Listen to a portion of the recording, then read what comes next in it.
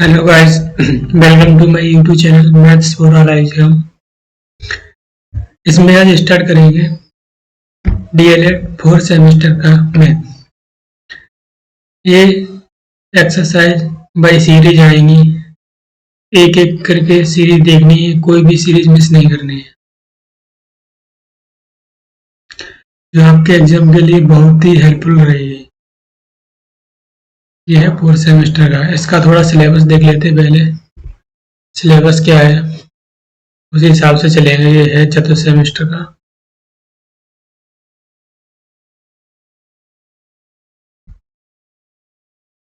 Syllabus में पहला chapter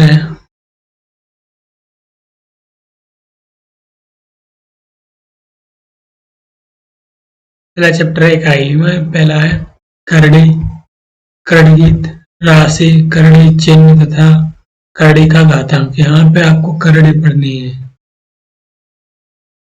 दूसरे चैप्टर में पढ़ना है वर्ग, वर्गमूल, घन, घनमूल।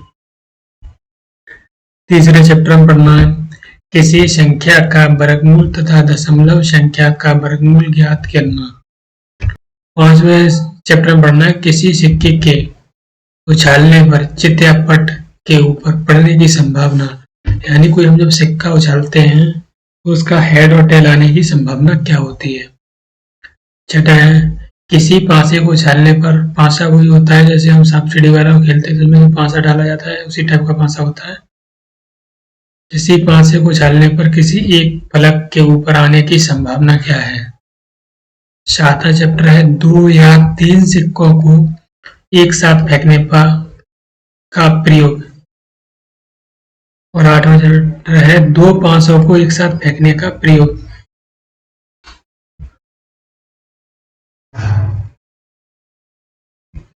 नाइन्थ चैप्टर है संभावनाओं का दैनिक जीवन से संबंध।